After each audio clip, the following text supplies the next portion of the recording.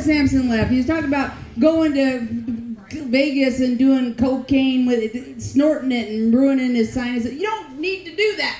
I went to high school with his daddy. You can't tell me that his daddy does not have a good crack cocaine recipe, because that was the late 80s, early 90s.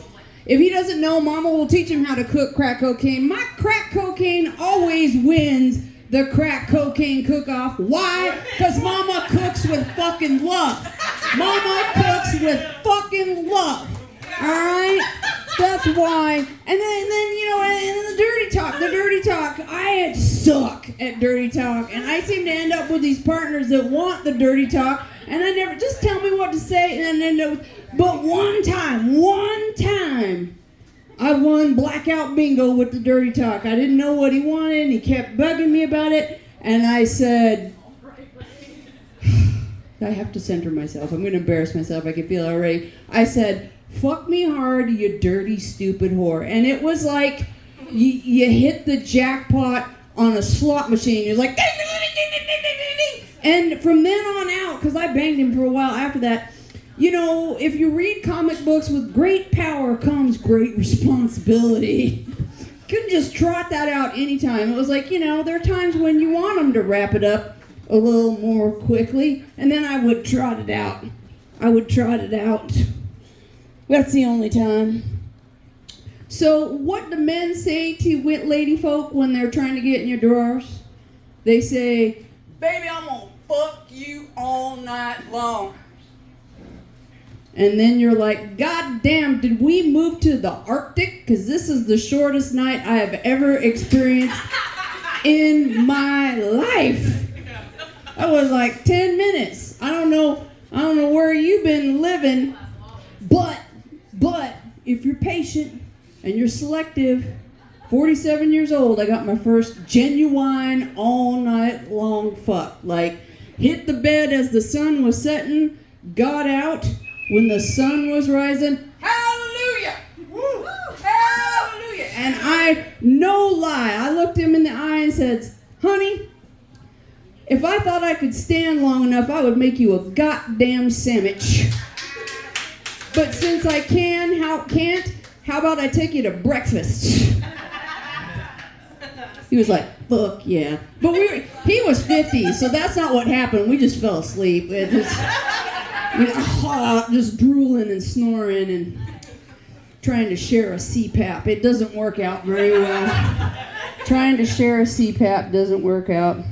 So what do we learn from that? Men lie. Like, they just lie. And they're just trying. They're just always trying to get in your drawers. So they got to. If they don't they got to do a little bit of lying. And there's a lie out there in the world that we need to talk about. There's a very famous comedian, Ron White, who has a bit about how men love all titties. That is not the lie. Mama, too, is a tit man. It's true. I love all titties, too. If you're a tit man, you love all titties. The little skater bites, the big dumpers, I love them all. I love them all. And in the joke, he says, we even like the long ones.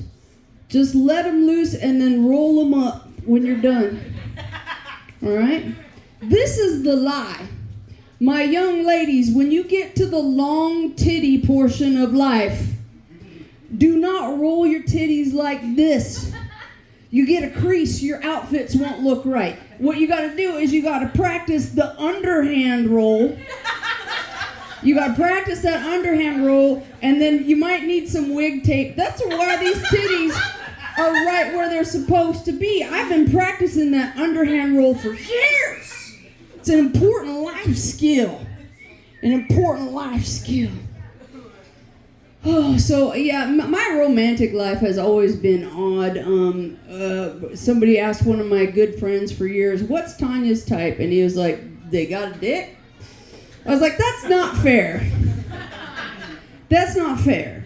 It's kind of accurate, but not fair. No, I'm into personalities and humor and whatever, and looks, I consider a bonus.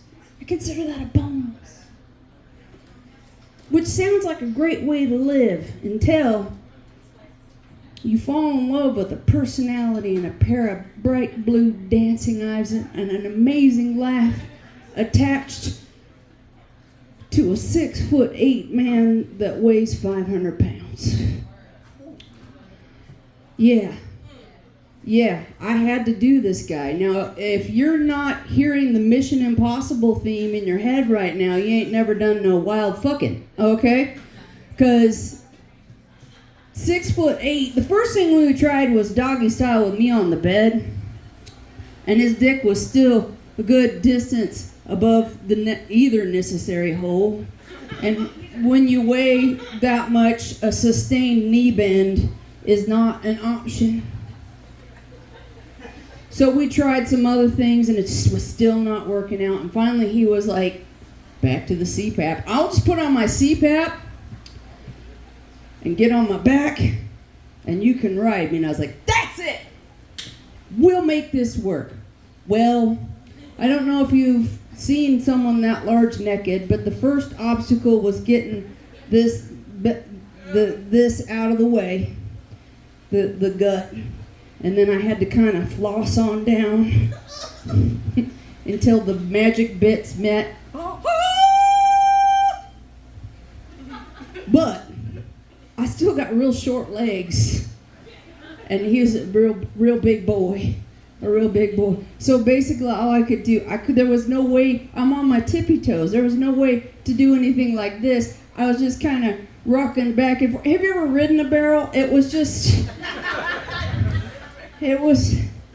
I did that for like a minute and a half until we both agreed that this was doing shit all for either one of us.